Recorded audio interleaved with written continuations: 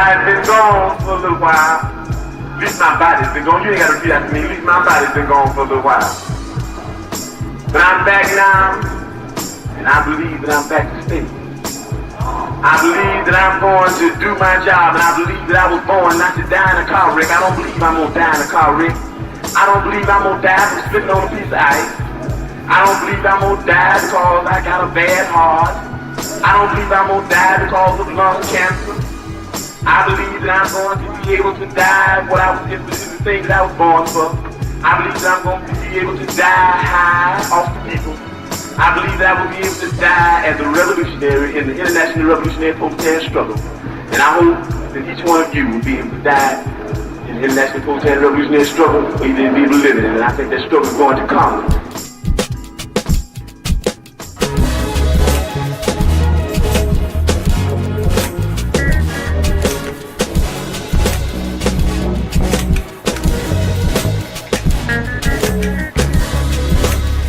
PPs and POWs need to be able to speak in their own voice. They're not being heard, okay? Put a face and a voice to the movement. Let them tell their own stories. So I think they have some powerful stories to tell. And I think if we're able to do that and put that forth, bring that out to the public, people will recognize, hey, they are real people, you know? And yeah, we need them out. You see what I'm saying? They have something to contribute to society at large. They're not, quote unquote, the common criminal, you see. So people got to know that the PPs and POWs are the kind of person that you want to live next door, you know, that you want to be in your community. And the only way that that can happen is that we have to put a face on them. We got to get our own voice out there. But we would say a little chant, and this is what I'm gonna want you to do. I'm gonna say, hold your head up high, Panthers marching by. We don't take no jive, got a loaded 45. And then I say, sound off, and you say, free the people. I'm gonna say it again, sound off, and you kind of raise it a little bit, free the people. And then I'm gonna say, break it on down. And you gotta start, free the people, free the people, free the people. Then one last one, free the people. And it's dark in here, but I wanna see the hands go up anyhow. All right? So, hold your head up high, Panthers marching by. We don't take no jive, got a loaded 45. Sound off, break it on down. Free the people, free the people, free the people, free the people. You gotta imagine, this is the 60s. The 60s. Here's these militant black folks coming down the street with black beret, black leather jacket, and a lot of times without weapons, because that was just California when it was still illegal to have your weapons in public. But imagine that we was this generation that was so different from generations that preceded us, because we was like not only daring, but we were arrogant in a really good way, with a self-esteem that said nothing is going to stop us now. We want the power to determine the destiny of the black community. That was point number one of the Black Panther Party platform and program. We had felt that we had learned lessons from the struggles before us, you know, and we looked at it as a 400-year struggle. But different from other generations, we said we're not only fighting for our freedom, but we are willing to defend it. Now a lot of people focus on the guns, but I want you to just think about what it means to have beliefs that says you are somebody beautiful, wonderful, deserving of total freedom, and you are willing to fight for it. When one picked up that gun, it made all the readings that you had read so meaningful, so impactful on your lives, that you now said, I'm going to fight for it. I'm going to join with other folks, not only within my community, but communities all around the world, actually, and fight to stop these systems of oppression so people can be free. So even me, as a 17-year-old, I mean, this was some heady stuff. It was intoxicating. But when we came out into our communities, we were new people. We had an ideology.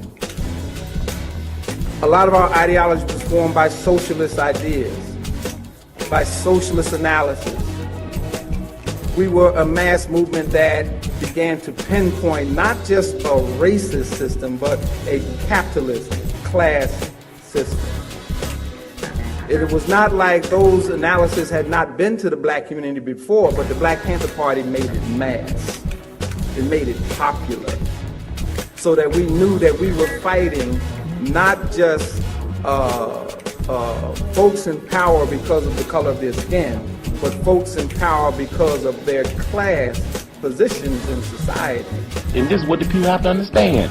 We out here trying to educate, trying to inform, trying to organize, and trying to teach the people some revolutionary political power and have them to arm themselves. We know that once the people are armed, those people cannot be oppressed, and they cannot be repressed without any type of retaliation, and retaliation is the only thing in the world that's ever going to stop fascism. It's not a question of non-violence or violence. The question is between resistance to this fascism or either non-existence within fascism. Jericho 98 is designed to take away the United States' ability to define our struggle for us, but by denying our political prisoners exist inside the prisons and jails of the United States. With the show of force in numbers here today, we are saying to the government of the United States, we will no longer be silent while you hold our political prisoners within your prisons. Some of them have been in your prisons for over 30 years, while we have allowed you to take away your denial of their existence, to get away with your denial of their existence, and your criminalization of our struggle, and the murder of political prisoners like Ahmed Evans, Bobby Garcia, George Jackson, and Merle Austin Africa. We have certainly noticed that the silence ends today. 30 years is 29 years and 364 days too long. But by our presence here today, we are saying to the government of the United States, we are well aware that you've gotten away with it this long, because we didn't hold up our end of the struggle. But we are making a new commitment to our political prisoners and to the struggle. We are making a new commitment to support our political prisoners and prisoners of war. We had to put aside our differences and come together, as Malcolm said, on the basis of what we had in common. What we have in common is a common enemy in a common struggle. The common enemy being the racist, sexist, colonialist, imperialist, capitalist system of the United States of America. A system that promotes and supports police brutality and murder of people of color and of other oppressed people. A system that promotes property value over human lives and dignity. A system that promotes the dollar profit over the rights of the people to decent housing, education, and employment. A system that utilizes racism as a tool to keep us divided and fighting amongst ourselves, and as a means of justifying the continued inhuman acts perpetrated against people of African descent in this country. A system that invades third world underprivileged countries and colonizes them, utilizing their young for cannon fodder in their wars of aggression, and their land as dumping grounds for their waste. Our common struggle is against the enemy that perpetuates these evils. Our common struggle is against the enemy that utilizes a propaganda war to criminalize our struggles, to demonize us, to make the world believe that our struggles are not just struggles, and the captured combatants, the freedom fighters, the captured comrades are not political prisoners, but criminals. These are our freedom fighters, and it's up to us to take care of them. We talk about recognition as political prisoners and prisoners of war. The United States of America continues to deny the existence of these political prisoners and prisoners of war. We have to continue this struggle for recognition into the international arena, as Geronimo has said. We have to continue to raise the issue. We have to put together an organized force whose work for the next year will be to work in the various international arenas, pushing the fact that political prisoners exist in this country. We have to make it so that every time the United States government raises the issue of human rights violations, and the treatment of dissenters anywhere in the world, and calls for the release of political prisoners, they are met by the question, what about the political prisoners in your jails, America? And I mean, in the prisons, when I went to prison, it was still in like a revolutionary prisoners movement that came off from the work of people like George Jackson, Martin Sostre, who was like the first well-known black anarchist before Lorenzo. So when I went, there was still a lot of folks who was interested in the prisons, regular prisoners, and like revolutionary ideas. So it was easy to do study groups. It was easy to get your little conspiratorial groups going to figure out ways to get out, you know, or to like first person coming to the end of their time to kind of phase them into the movement once they got out. I went in 74 though. By the time I was heading out in the end of 85, that situation was changing rapidly.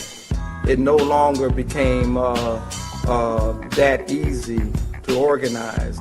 There was an influx of folks who were like the gangs, the drugs, all of that stuff.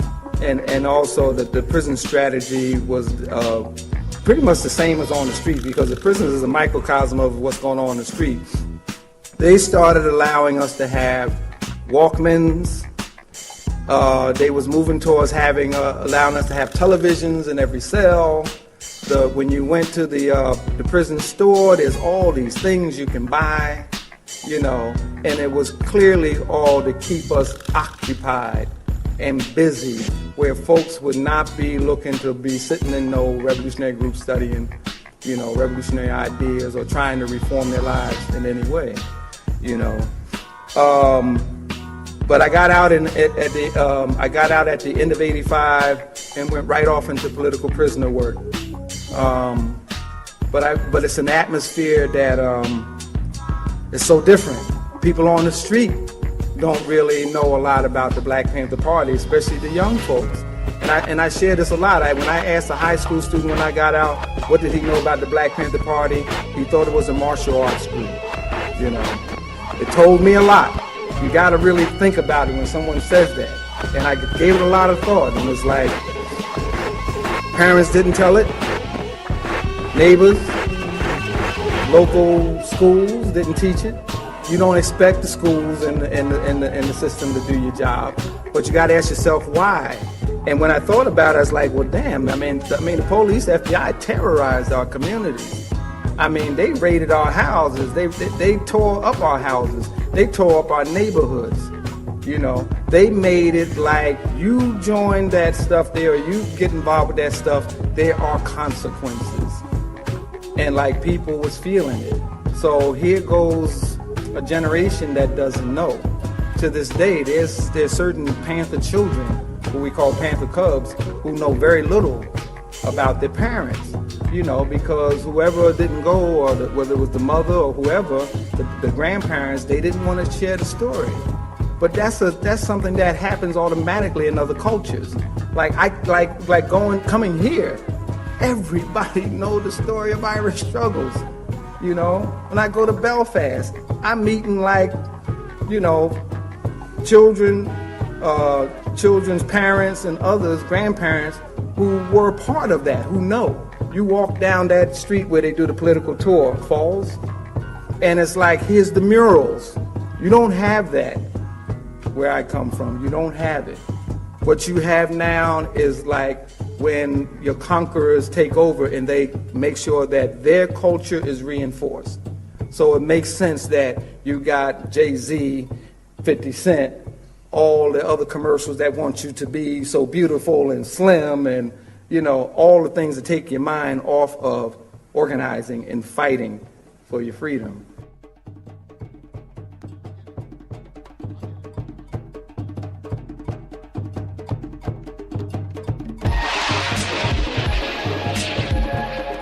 And it's clear to me that the counterintelligence program had left a scar on the African American community. It created a vacuum of principled and ethical and militant leadership. It wiped out a whole generation of leadership. Yeah. And in the wake of that,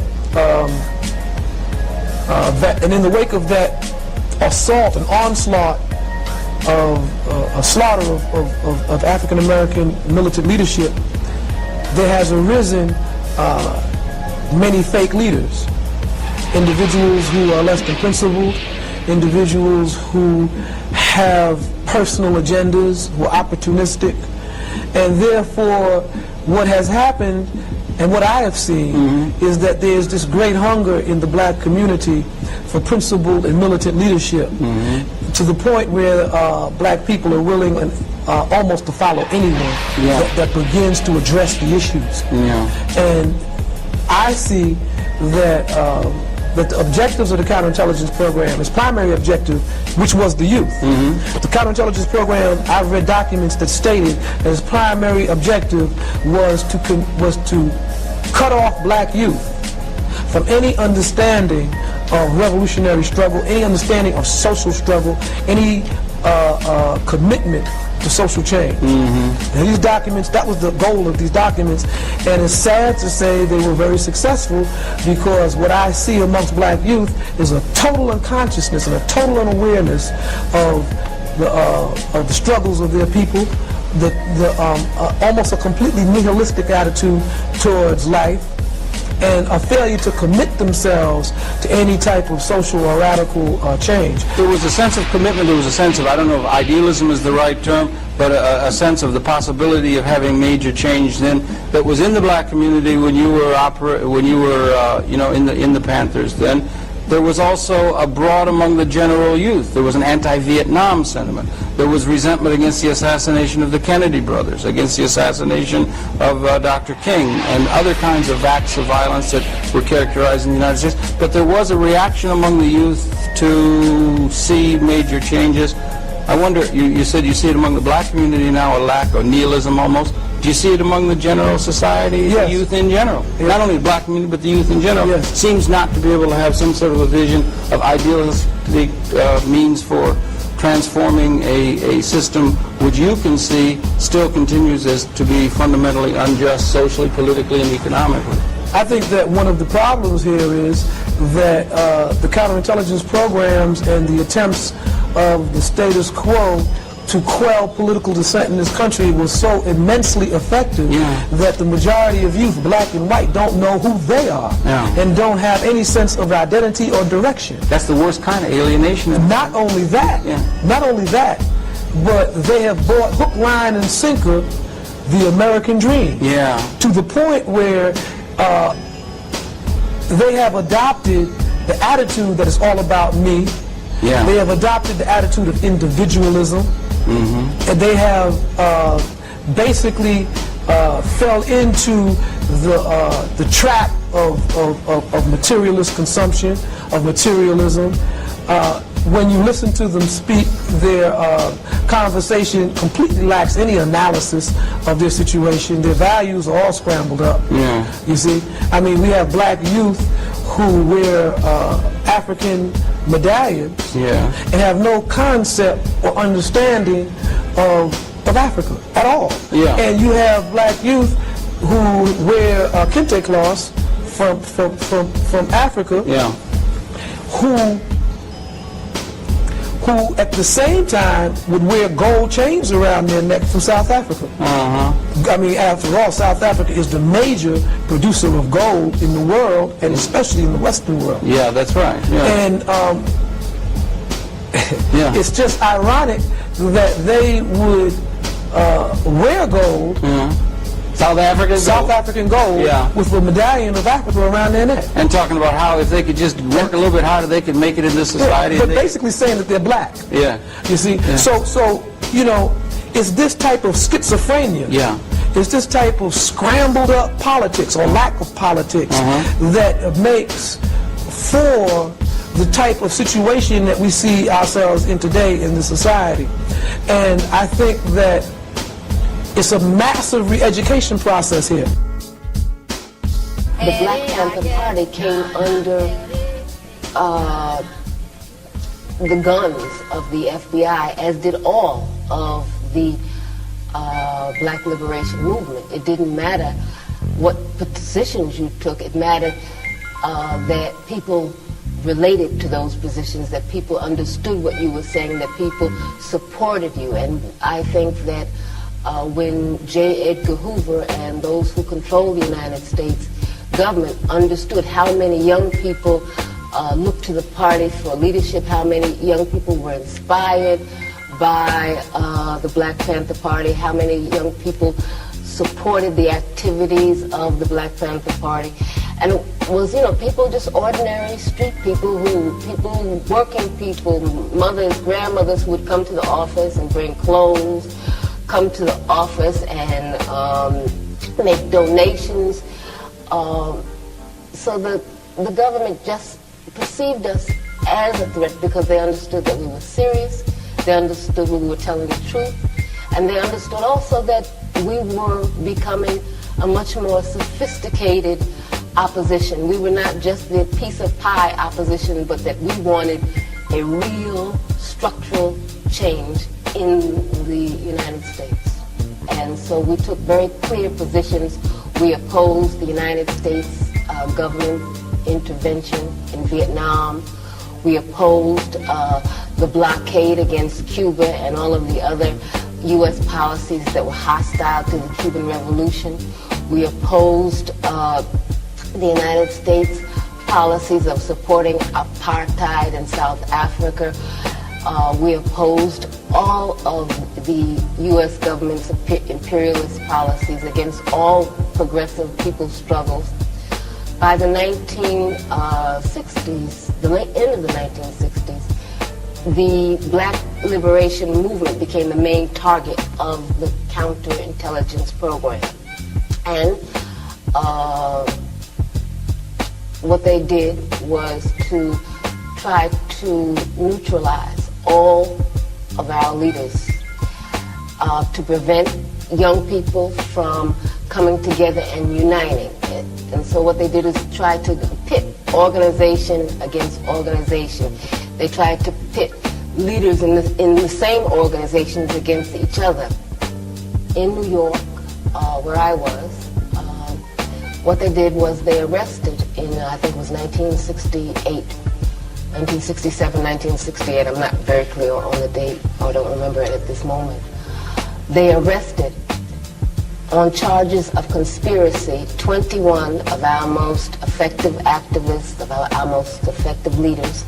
As a movement, have to concentrate a lot of our energies on trying to liberate our imprisoned comrades. Even though they were given bail, the bail was $100,000 apiece. And only a few of them we were able to bail out. I think that we cannot look at the Black Panther Party in the past. We cannot look at the Black liberation movement as something in the past.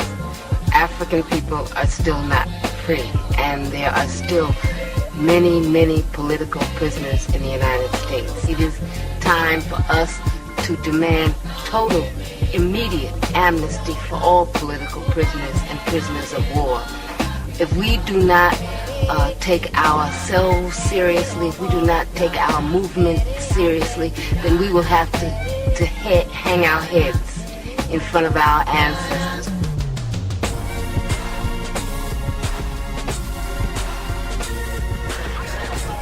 Well, politics as defined by the geographical and influential spheres of this country is irrelevant to black people and is irrelevant to the masses of people. The vote has been used as a tool of oppression against black people. I mean, Camus raises a very good point when he says, what better way to enslave a man than give him the vote and call him free? He said, it does not profit black people or poor people anything to have the vote and not be able to select the candidates that they want to choose. Now, how can you choose between Lyndon Johnson, Nixon, Agnew, Wallace, and Humphrey? There is no choice. Evil is evil. There's nothing in between that.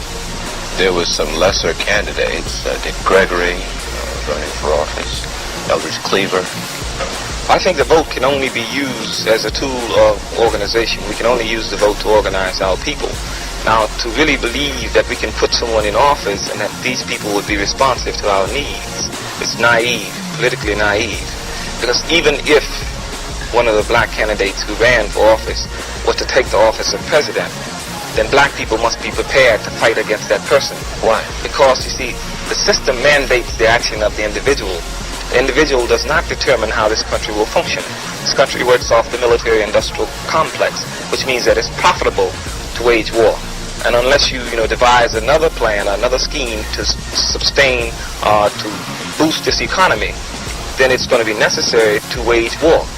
Whether, a black individual is in office or a white individual is in office. Well, so we're talking about a complete a change in system. If Mr. Cleaver did win the election, don't you think that he could have conducted the presidency in a unique manner that may not be, compromising to the system you speak of? No, because, as I said, the system dictates the response of individuals. You see, individuals do not influence politically, economically, or socially.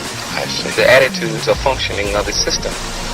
Well, if politics as we know it here in this country is not the answer, what is? I think there has to be a reevaluation of politics.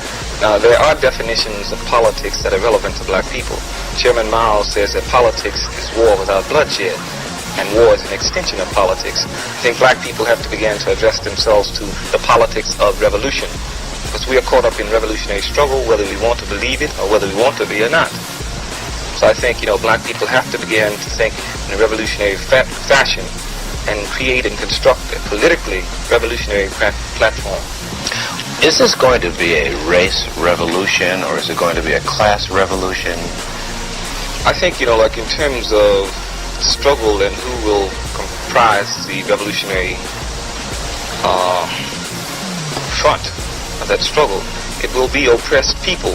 See, black people are in the vanguard position of the struggle because we've been the most dispossessed. However, there are other oppressed people in this country. Mexican American, the Spanish American community, the Puerto Ricans, American Indian, Japanese Americans, and even poor whites. But racism, I don't believe that racism will allow poor whites to form alliances with the revolutionary groups in this country. Do you feel that black people will ever have a strong political voice in this country in the formal sense as we understand it? You mentioned that you don't think that this could ever come about. Is there any chance that it might? No, I think it's a reformist, position to assume for me to say that black people will one day occupy in this system political offices of importance. Now, this brings on a whole discussion of control, you see, and how you control. Because anything that you don't control is used as a weapon against you. Now, in terms of black people occupying positions, America has created in Cleveland, Washington, D.C., and Gary, Indiana, a type of neo-colonialism. In other words, the man has set up a puppet regime. These black people are responsive to the needs and the whims of the Democratic Party and not of the masses of black people. If Johnson is president or whoever is president were to tell Stokes or Hatcher or Walter Washington to send black people to concentration camps, then there would be no discussion, because they would see it as their job, because they hold a position that's, responsive or that's sensitive to the Democratic Party. Do you view those that are in prominent positions that are black sort of a token gesture on the part of the establishment, like a member of the Supreme Court bench? There was a black member of the cabinet and so forth. I think that has to be examined in the sense of progress and as to whether black people have made progress in this country. My contention is that black people have not made progress in this country. America has given blacks some concessions out of political necessity, bad political necessity. They gave Thurgood Marshall a position on the Supreme Court to appease black people. In other words, we didn't put Thurgood Marshall there. They can take Thurgood Marshall whenever they get ready. We put Adam in office. They took Adam out. They gave black people an astronaut, and they killed him. So what happens is that has to be viewed in the light of concessions. The very fact that the man can concede a position to you tells you that you do not have a position of power where you can demand or that you can mandate something. It's our responsibility to get the masses involved. And the way you get the masses involved is that you bring the repression down. And you begin to execute political programs. Then out of necessity, the system has to do certain things to control or try to, put an end to the type of political action that you're executing. And by doing this, they involve the masses of people. The masses of people, from our position, from our viewpoint, is unorganizable. You can't hope to organize the masses of people. Oppression organizes the masses of people. White folks make more revolutionaries than I ever could make. People in the community, when we started implementing these programs, really at the beginning were very skeptical about us. I mean, you got to imagine, our rhetoric is militant. This is a Black Power era. We get up, this is very unusual, get up in the white man's face and say, you're a pig. Whether that was your teacher, whether that was the police, whether that was the local politician. No more pigs in our community. Off the pig. No more pigs in our community. Off the pig. No more pigs in our community. Off the pig. No more pigs in our community. Off the pig. No more pigs in our community. Off the pig. No more pigs in our community. Off the pig. No more pigs in our community. Off the pig. Anybody who got labeled with pig was an enemy. Because we saw pig as that low-life creature that would just waddle in the mud. And that's how we learned to identify our enemies. But when people saw the programs, after a time, it's by individuals like me, burglars, pimps, drug addicts, people on public assistance welfare, alcoholics, working these programs that's serving these kids, or working the free health clinics where doctors and nurses are coming to provide services, or free clothing programs for those who were in need, people began to look at us differently. They began to engage us in a very different way, from the skepticism to gradually a sort of intimacy. One by one, two by two, the mothers would start coming in. The fathers may come in, but the brothers and sisters of ours or our friends would start coming in. And then when they came in touch with this program and us talking a different language than just submit, it was like transforming not only them, but it was deepening our own transformation. Whereas whatever we were before, they saw different individuals. But in seeing these different individuals, it began to create a feeling like, well, maybe we can possibly pull it together and change the world. Because before that, many of us had believed that we wasn't shit, because we had accepted what the system had said about us. Whether it was because we were black, whether it was because we were workers, whether it was because we just ain't have the power to be able to challenge them. That's what the powerful do. That's what the rich do. They degrade those who are beneath them, who they place beneath them, to get them to accept. But we began to destroy that myth. We began to explode that. And in doing so, people began to believe in the possibility of change. That was the 60s. The 60s was just that kind of period. Panthers with guns. J. Edgar Hoover said it wasn't the guns. We knew it wasn't the guns. I mean, imagine 35s, 45s, some shotguns. Maybe somebody may have brought an AK-47 back from Vietnam. But what, against the most powerful military force in the world? Nothing. J. Edgar Hoover said it was the programs that was the most dangerous thing about the Black Panther Party, and therefore declared us public enemy number one. The programs was the work that we did. The programs were those things that it took ideology or our beliefs into practice. We would not have been able to do that if we just yacked, if we just talked, if we just debated. It was when we began to move them into the community and actually engage people. For me, it changed my life. It changed my life. It taught me that people could do whatever we got together and declared we wanted done. It put power to the people into a very believable frame, because we saw what people can do on a local level. My hometown, Plainfield, New Jersey, was like 45,000 people, just very racially divided.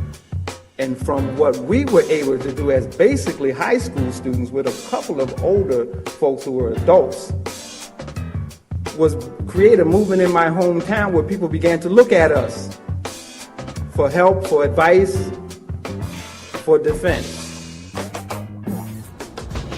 After the death of Martin Luther King, after his assassination, I began to realize that maybe this nonviolent protest thing is not going to be all this is going to be in order to make real changes in this country. When I saw Black Panther Party on TV, and I told my mom right there, I said, Mom, I'm going to be one of them. I'm going to be a part of that. And she had a fit. She says, people there, they ain't know what they doing, so forth and so on. But I said, Mom, they fighting for black people. She said, they ain't, she's on some other thing, nonviolence, that kind of stuff, So she didn't support that idea, but they had an impression upon me. And, during the summer, I used to come down. I used to always come over to the office, help out with distribution of paper or certain kind of things that need to be done around the office. Hanging out during the summer with the homies. But they want to get us off the streets. Why? Because J. Edgar Hoover says that the Black Panther Party is the greatest national security threat of the United States. And when the party split, a lot of people were sent to the underground movement, right? And essentially I was recruited into the underground. Efforts to struggle on that level has been since, the day we came out off the boats. They brought us off the boats. We've always been in rebellion, So from the slave rebellions, from plantations to the rebellions of Nat Turner, Denmark Vesey, Gabriel Prosser, to the Revolutionary Action Movement, and then naturally to the BPP and the BLA. So there's always been that historical thread of resistance against white supremacy and racism. And when you recognize that thread of resistance throughout history, then you can see that there's always been that a movement, okay, no matter what name it took and time and place, right? There's always been those individuals who militantly pursue the ideals of freedom and liberation. From slavery, the idea of political prisoners started. We were political prisoners brought here from Africa. We were political prisoners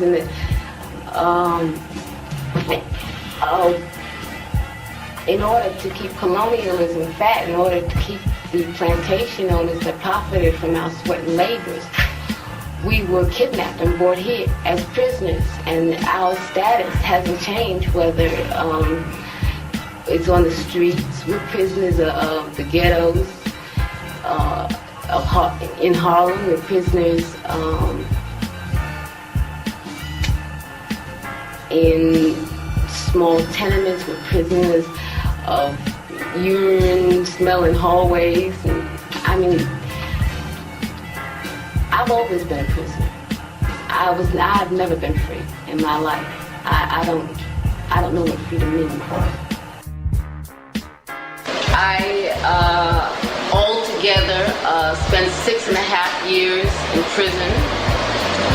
I was accused of many things. I was acquitted on all charges except for the New Jersey charge, where I was accused of aiding and abetting in the murder of a New Jersey state trooper.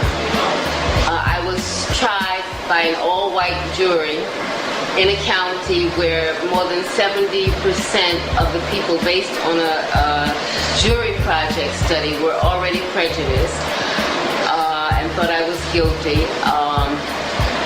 It was a legal lynching, and I'm actually ashamed of even participating in that. I should have just stayed in the cell and said, y'all do whatever you want, because it wasn't a trial. It was a lynching.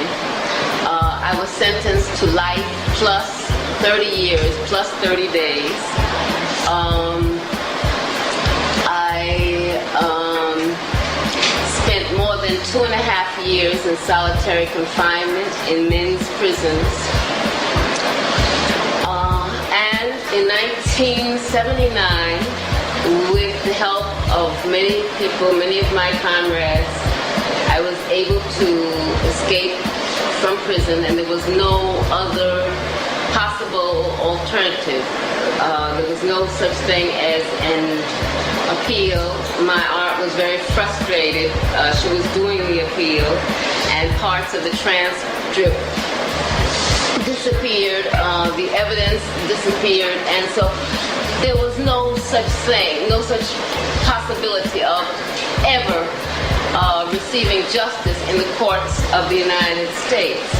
I still believe that there is no justice in the United States, and I still believe that more and more the court system and the criminal justice system is a criminal system, and which serves as a conveyor belt for poor people, for African people, for Latino people, for all oppressed people. And no one's taught us. You know, we had never even been, some of us had never been to Vietnam. Some of us have never been to military school. Some of us, we didn't know anything except what we read. And so we were fighting a sophisticated government that had shown over the years that they could topple other governments. Mm-hmm. They were continually oppressing other governments. And here we are, sneakers, leather coats, field jackets from Army and Navy stores, meeting in basements, never seen a tap in our life. What is a tap? We hear the word, we never seen a tap. We couldn't tell if it was sitting right in front of us. We were unprepared for that type of resistance, but we were not afraid. We were not afraid. And so we did the best that we could. Members of the Black Panther Party and members of the New African Freedom Fighters, you know, the Black Liberation Army, you know, they did the best that they could. We had no territory to train. And so what did we do the best that we could against? And it was, if everybody saw that they were beating, bullies was beating up on a little guy. When you're walking down the street, you see 5 or 6 big guys beating a little guy. The tendency for somebody to come to the little guy's aid is more apparent then. But if you don't see the 5 or 6 big guys beating on the little guy, and all you see is these little guys running around yelling, fire, fire, they're killing us. Oh, you guys is a bunch of bums. You guys is a bunch of radical hoodlums. You had no work. And so we were being attacked by the biggest sophisticated intelligence operation in the world, outside of the Kremlin at that time. And we did not have training and sophistication to deal with it. And I think that when we look at the eventual development of the state of Israel, we become clearer about how important the Messiah was to the state of Israel. Then we understand what our movement needs to happen. You mean the secret police in Israel? Not only the question of secret police, the right of a nation to have in place an intelligence operation to prevent counterintelligence against their ability to grow and develop. Whether I support Mossad or don't support Mossad, that's immaterial. I'm saying We had no infiltration into the CIA. We had no infiltration into the FBI. The movie, I forget who put it, The Spook Who Stepped by the Door, that was fiction. We had a collective consciousness, and we hoped that a black cop, once we had picketed and struck and rallied for him to get a job, at the time we got to the precinct, would do the right thing, but that was no organized predictability. You know, every nation, every government, you know, has individuals who are quote unquote dissidents and have been incarcerated because of their political beliefs or their activities in regards to political work, so forth and so on. So how can the United States, you know, deny, you know, that they have dissidents? Of course the United States have dissidents. We continue to argue that the question of political prisoners in the United States is an issue of human rights. You know, it's not a civil matter. You know, it comes out the fold of civil matters. It's an international issue. You know, it's an issue that affects all peoples everywhere. Now, if we're going to look at the United States as being a representative of the international police, right, that it governs in terms of its empire, in terms of what goes on, and determines what are human rights in other parts of the world, right, particularly in terms of dissidents in other parts of the world, and argues that those issues are human rights issues in other parts of the world, how can you deny that same validating matter or issue here in the United States within its own borders? If you do, that would be hypocrisy, the height of hypocrisy. All right? Oh, we already know that, right? Didn't Malcolm say that democracy is nothing but plain hypocrisy? But the reality of the situation is that the system is manipulated. It's manipulated terribly by money interests. The rich rules. The rich controls the mechanisms of government. And the majority of the public suffers. They have found a new way to make money. A new way to make money of poor, black, and brown people. Right? So they take away the steel mills, take away the major industries, and then they create prisons.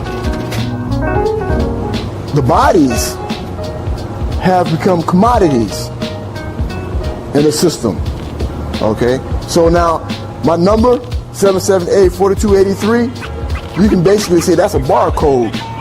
You know what I mean? And that cell is like, you know, they trying to figure out, well, how much shelf life I have for this particular product, this particular commodity in this particular cell, so how much money I can make from this individual. All right? So now we're counting heads as if they're cans on a shelf, you know, in this industry, this prison industrial complex. And then, so if you have an industry that feeds off people's lives, you have to figure out some kind of way to make sure that the industry continues to expand and grow. And how do they do that? They change the laws to make the laws much more repressive so that more people go to prisons for less violations of the law and stay in prison for longer periods of time. You know, as I walk into prison yards and look at the sea of faces, and the only thing I see, the majority of what I see is black and brown faces. I have to question what the hell is going on. Okay? You have to question to the extent of this. If there are 250 million people in this country, black and brown people that at most comprise no more than 50 million, right? However, we comprise 58 to 80% of the prison population. Are you telling me that only black and brown people are committing crime in this country? And if so, right, although I don't believe that's true, but if it is true, then we have to ask another question: why? There's something wrong with the unequal distribution of wealth then. So now we have either one or two problems, or probably both. Unequal distribution of wealth, that poor people have to commit crime, that poverty is impetus towards crime, right? So we're not addressing the issues of poverty, one, or two, institutional racism has created a dynamic or mechanism to put poor or black people, people of color, in prison. Now, is it one or the other or the combination of both? I think it's a combination of both.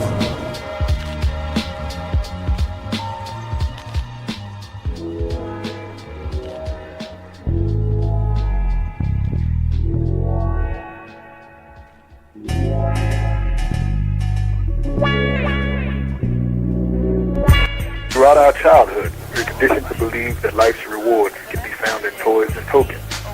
As we grow older, these notions of pursuing pacifiers are reinforced commercially. Only the toys become bigger, more complex, and cater to more adult appetites. We thus become content with and conditioned to a life of class and economic competition for subsistence and for mass-produced toys and tokens from the industrial flea market. In free society, what I call minimum custody, there are simply more toys than in prison, maximum custody.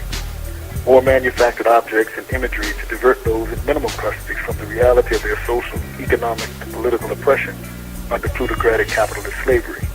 Bread and circuses still appease. As for us in maximum custody, we are marginalized, demonized, and ostracized, and thereby cut off from the masses out there in minimum custody. We are stripped of voice and force, socially, economically, and politically. Therefore, the ruling elite state enforcers can shed their pretensions and control us with more direct force and terror than what might be tolerated by those in minimum custody, where the masses cannot be so easily contained. Those in minimum custody who do recognize an unsatisfactory existence still perceive themselves as better off than us in the maximum custody, and greatly advantaged in comparison to the third world. They then accept the terms of their lesser confinement for fear of losing their perceived social privileges, much the same incentive by which children are induced to behave. We, who indeed can say they have never violated any of the innumerable laws of the authoritarian state? We are all criminals in this regard, whether intentionally or not. Yet we permit ourselves to be alienated from and prejudiced against our peers who have suffered the indignity of having been caught. At the same time, we glamorize, idolize, and romanticize criminal characters and elements brought to us by the entertainment industry. I cannot count the times I've heard prison guards repeat to us in maximum custody, "I'm no different from you. I've just never been caught." Legal advertisements solicit us to buy the fastest automobiles, while all routes we travel have reduced legal speed limits. They confound us by tempting and tantalizing our desires, and then criminalizing the expression thereof. The difference between maximum and minimum custody: in maximum, we are regimented by overt terror and force, quite like Orwell's 1984. While in minimum, the regimentation is with mentally debilitating pacifiers, quite like Huxley's Brave New World. The similarity: we're all doing time.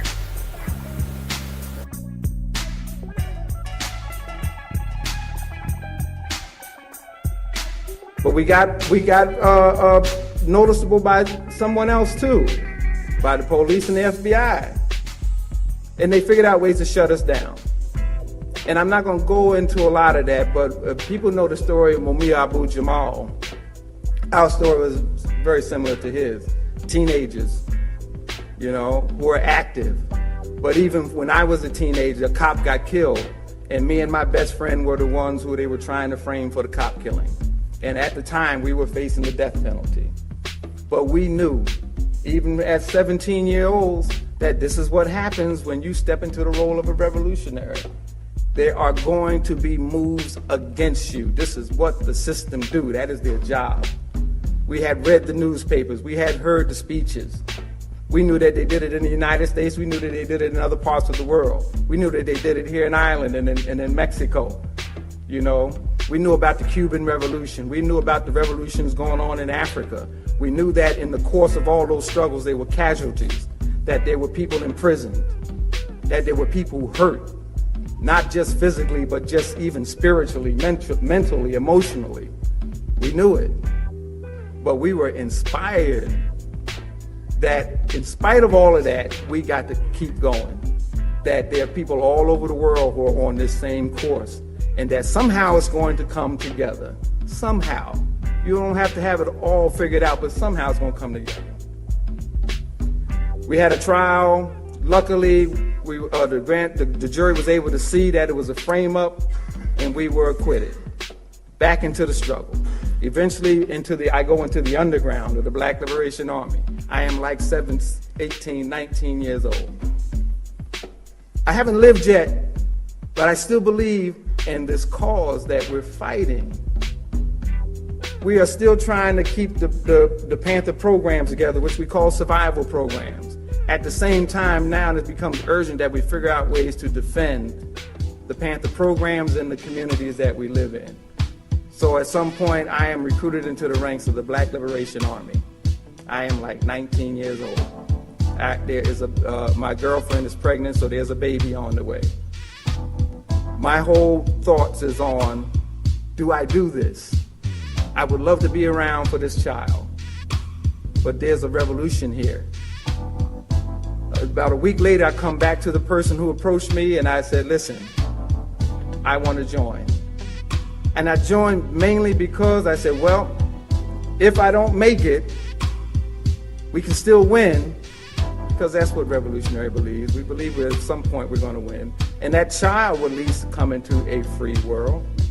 So I don't make it, okay, that's the sacrifice that we make. So I'm going. The first objective is to get some political prisoners out of prison.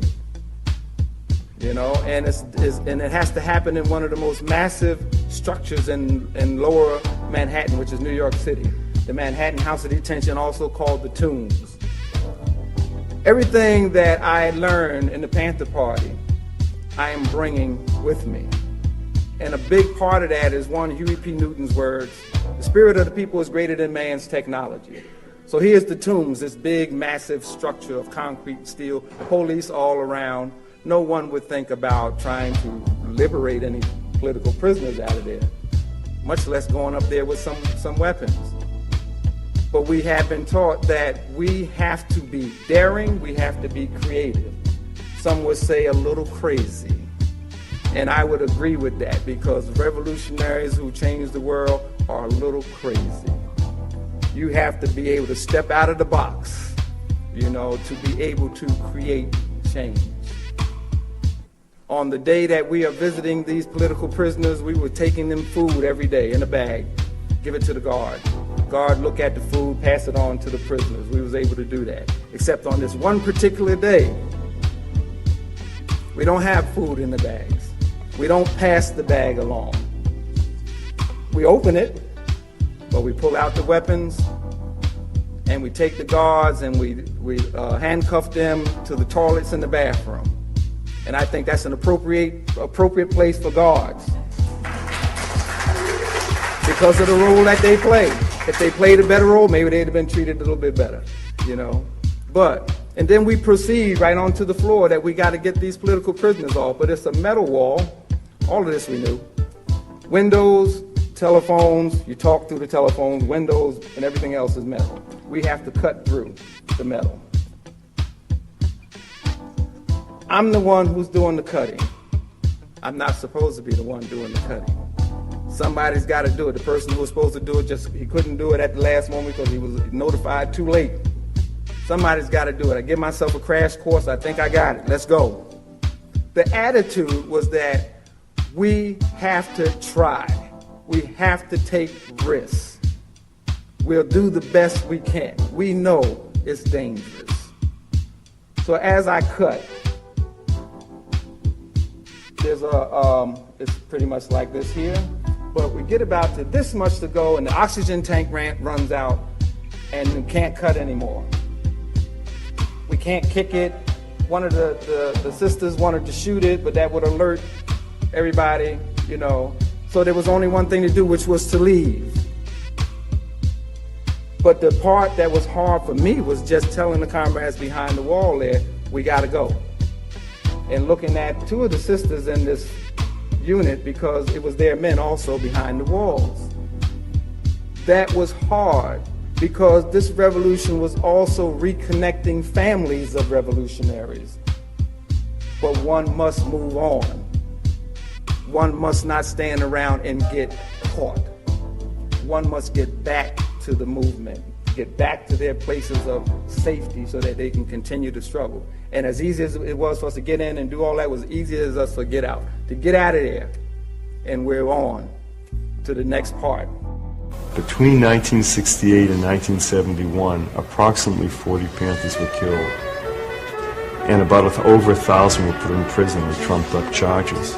Some of them are still in prison today. If we are allies, if we're anti-racist, if we're allies of the black movement, if we want to build a movement among whites that's truly anti-racist, you can't sit and watch that happen.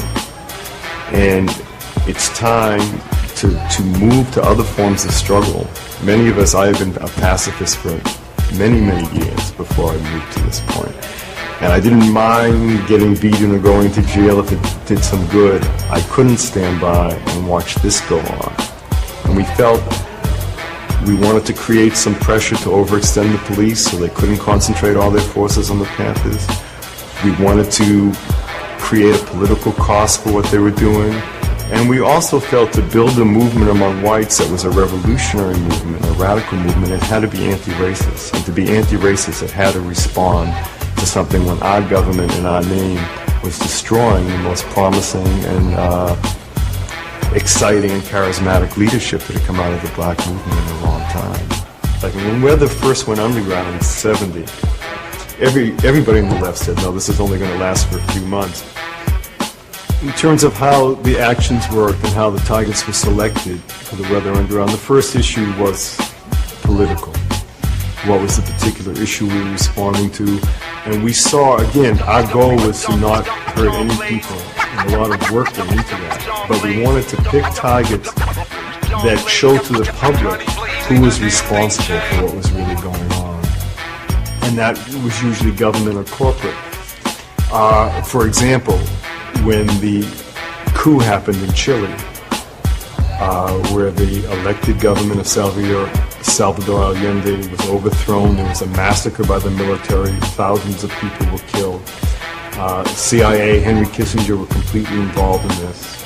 They claimed they were for democracy, but there was an elected government that wasn't pro-business, and boom, they were gone. We did a bombing of Kennecott Copper Company because the main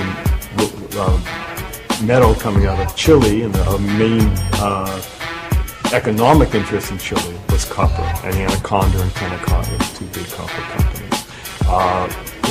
One time we did one, I think we did one of the banks that was involved in U.S. control over Puerto Rico, economic control over Puerto Rico. If it was like a particular escalation of the war in Vietnam, we did bombing of the Capitol building, we did a bombing of the Pentagon. So the first point of an action was to draw home to people who are responsible for these crimes and who should be protested against, attacked. We didn't think bombing was the only thing to do. There should also be mass demonstrations and all levels of protest and action. Of course, a secondary factor is accessibility.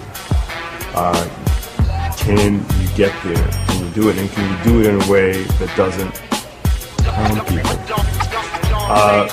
It's not an accident that we did 25 bombings without any civilian casualties. Actually, this is after the times where we really, terrible place in the push where we killed 3 of our own people. 3 of our own people killed themselves. It's not like I just said this is wrong and started picking up a gun. I became active in 1960. We didn't go underground until 1970. Drinks didn't happen until 1981. We petitioned, we demonstrated, we sat in.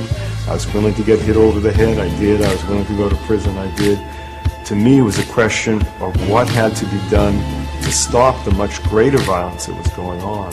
So in that respect, yes, I feel I shouldn't be in prison. I feel the people who should be in prison are the head of Union Carbide and the head of Standard Oil and Newt Gingrich and Bill Clinton and the whole crew and Rockefeller. That's who should be in prison. Would I be willing to take some responsibility for the fact that even fighting for a good cause, we made serious errors, got wrapped up in some ego things, didn't see something, there were tragic results? Yes, I do take responsibility. I would rather be accountable to a community group or something that represented legitimate power, not this murderous government.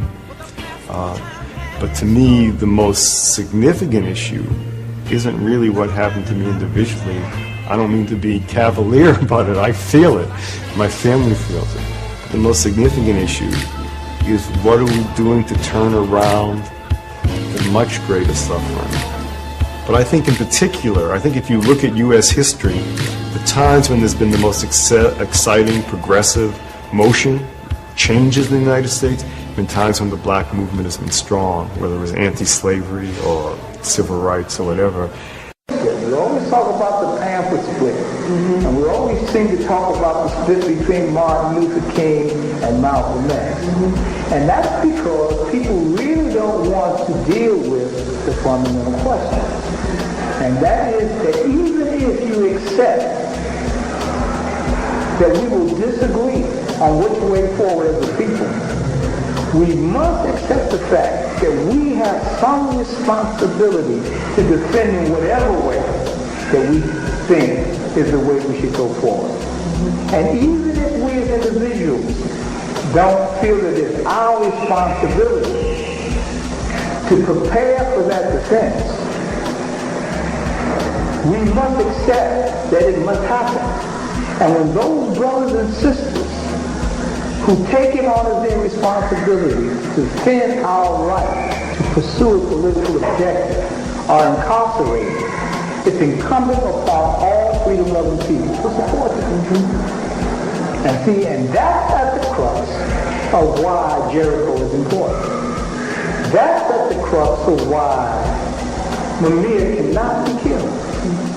He cannot be executed. Because if we allow him to be executed in the context of the case that they have orchestrated against him, we will then dampen any attempt of our people to defend ourselves and our right to fight for human life and human dignity. I politically believe that brothers and sisters involved in our liberation have a right to struggle in order to be free. And because I have been a part of that struggle all my life, I will not capitulate and distance myself from their right to struggle in order for me to be free. But I think that is an important part of the proof, because in this country they say that you cannot have a political trial, that your trial must be a criminal trial based upon criminal and federal codes. And I'm saying that the conviction of me was not because any proof was given that I was ever in any crime scene or a part of really any illegal conspiracy, but because of my political beliefs and because of the witness put forward and the type of defense put forward clearly demonstrated that I supported self-determination and national liberation. And if the acts in these indictments were connected to a struggle for self-determination, then it was my role, and it was important for me and our movement to look at it and credit it as if we can prove that it was a part of it. And so, for that reason, the jury was able to make a political determination of my beliefs, as opposed to a criminal determination. Because we did have a war in 66, 67, 68, 69, 70, 71, 72, all the way up. We did have a war. We had a war, a racial war, just like they had over there. The only reason we weren't slaughtered by whites, because we defended ourselves as much as we could.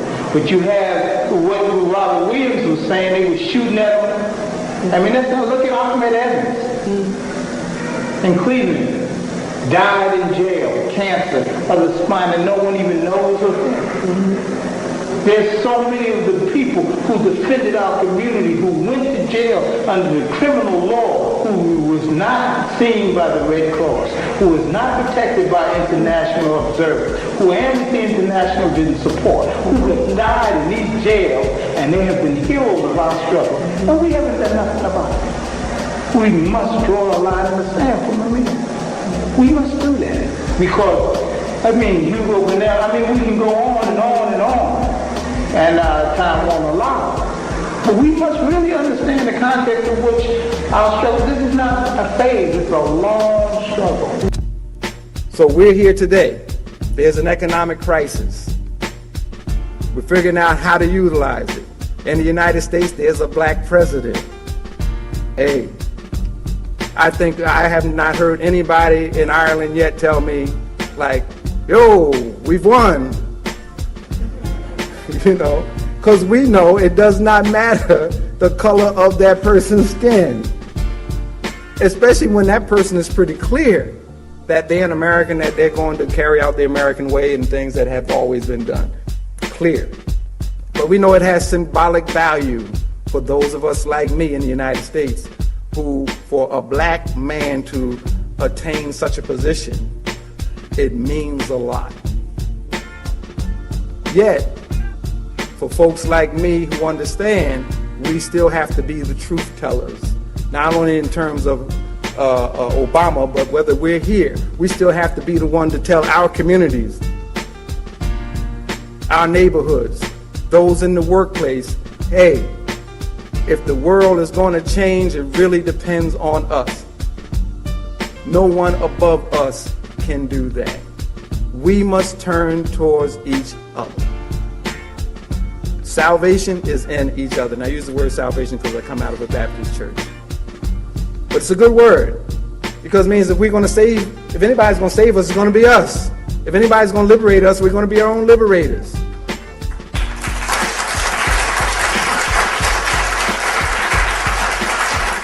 So in that, we got to like seize these moments. We said seize the time, seize the moments. We have to realize who we are, what we carry, what kind of perspective that do we have that offers so much to the world. This is our time, and I truly believe it. This is the time for anarchy that has never been before.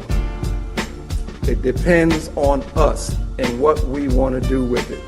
It depends totally on us. We have a role to play. Our numbers is not as important as what we want to do and how we want to step out of our own boxes to do what we know is best. So my thing is, let's seize the time. Whether it is here, different circumstances, but whether it's in the United States, whether it's in England, wherever, we have got to seize the time in ways that bring people's lives to the forefront, where we can seize control of those lives and let the systems of oppression fall.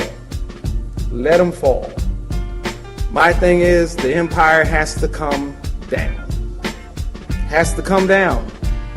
I think what I've learned is that it's not so much necessary that you physically bring it down as if there was one cartoon that's one of my favorite anarchist cartoons. It's like, we just need to organize like we're supposed to do. Get people to take back their lives and the system will kind of get lost in the shuffle. Let it go. Let it fall from not having our energy in it anymore. Let us defend every gain we make, but let us definitely get this system out of our lives, because the best of our humanity has been repressed because of those systems of capitalism and imperialism and neoliberalism and all the other negative isms. We have to do it now. And I want to stop there. And why they want to get rid of me? Because I'm saying something that might wake up some other exploited people and some other oppressed people. And if all these people ever get together, then these pigs that are exploiting us, we'll be able to run them into the lake. That's why they want to get rid of us. And it's just, it's sort of like a primary thing with me. I'm the first move that they'll make. I'm a part of the organization. It will be the first organization they'll move on, because I happen to be a part of the organization, the Black Panther Party. That is the only organization, in fact, that has came out and stood up loud and clear and said that we don't care what anybody says, whether they have guns or not and badges or 18 uniforms. If whenever they step outside the bounds of legality into the bounds of illegality, then we'll blow their brains out if they're bothering the people. And what makes them mad about that? They're constantly bothering the people. Anybody that's out there for the protection of the people happens to be in direct conflict with them. What makes them mad about it? What makes them mad about it is that they have black people and white poor people and red poor people and Puerto Rican poor people and Latin American Puerto Rican people of poor people of all descents, they had them caught up in movements based on racism when the Black Panther Party stood up and said that we don't care what anybody says. We don't think you fight fire with fire best, we think you fight fire with water best. We're going to fight racism, not with racism, but we're going to fight with solidarity. We said we're not going to fight capitalism with black capitalism, but we're going to fight with socialism. We stood up and said we're not going to fight reactionary pigs and reactionary state's attorneys like this and reactionary state's attorneys like Hanrahan with any other reactions on our part. We're going to fight their reactions where all of us people are getting together and have an international proletarian revolution. Right on. Right on. And that's saying all power to the people. Right on. That's saying that no matter what color you are, there's only two classes. And that's saying there's a class over here and there's a class over there. And the reason that this class over here has never did anything to get this class off its back, because this is lower, this is upper, this is the oppressed, this is the oppressor, this is the exploited, this is the exploiter. And these people in this class have divided themselves. They say, I'm black and I hate white people. I'm white and I hate black people. I'm Latin American and I hate hillbillies. I'm hillbilly and I hate Indians. So we fight amongst each other. And you've heard the testimony of pigs here, and you got pigs of all colors, you know that. You got pigs that are white, you got pigs that are black, you even got pigs that are black and white. Propagating the same type of madness that this buffoon Hanrahan would be propagating if he were here himself. And why? Because they want to keep you to believing that I'm your enemy, and that everybody else that's black and that wears a lot of hair on his head and hair on his face, they want to keep you thinking that he's your enemy. Why?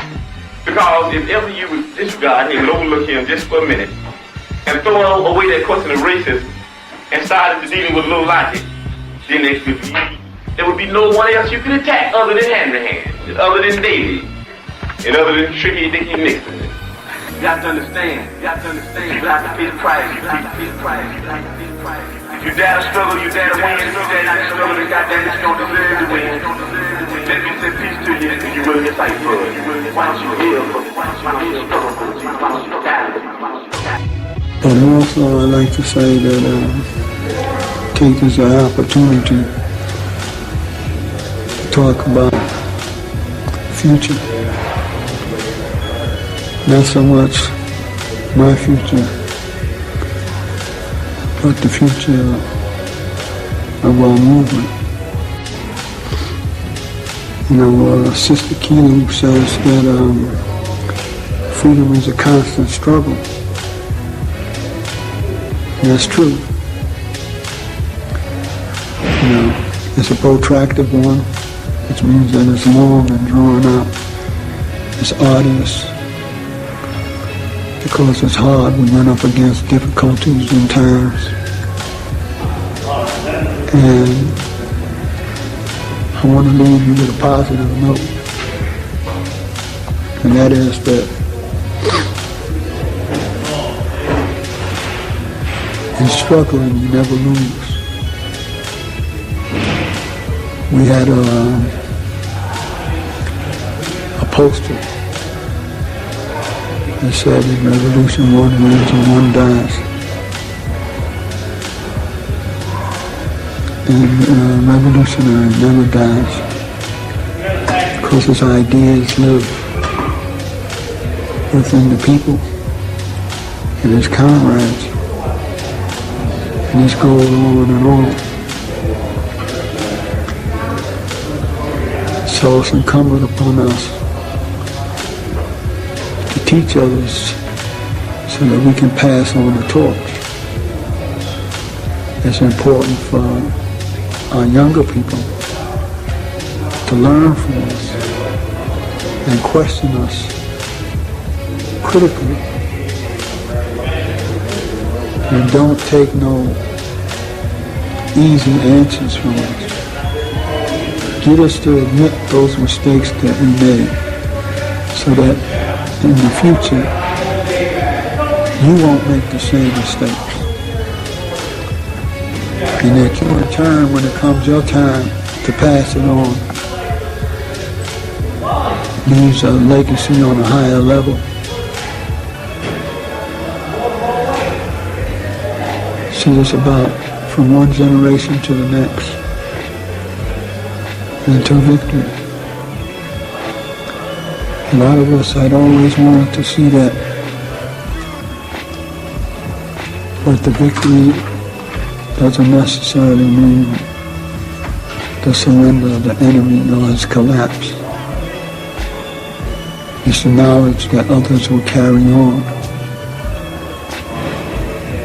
And as long as that's going on, then there is no defeat for us. Which puts us in good shape because we are the ones who are in need of help. We are the ones without power. And to survive under those conditions makes us unique and can only lead to victory. All power to the people. Assalamu alaikum wa rahmatullahi wa barakatuhu. I be in the offices every day. I be in the streets propagandizing every day. I be working with everybody every day. I be teaching that solidarity is the thing. The end of a complete wipeout of imperialism is the thing. So if you're going to be thinking about me, that's what Bobby would be teaching. If you're going to be thinking about us, all we say is ain't no thing about going nowhere, getting killed. All we want to know is that you're doing what we'd be doing if we were here. And you got to do that. You can't do it unless you believe that you can do it. I want you to know that I want you to say, if you ever think about me, and if you think about me, niggas, and if you ain't gonna do no revolutionary act, forget about me. I don't want myself on your mind if you're not gonna work for the people. Like we always did, if you actually make a commitment at the age of 20, and you say, I don't want to make that commitment because of the simple reason that I'm too young to die, I want to live a little bit longer. What you did, you did already. You did already. You did already. You did already. You did already. You did already.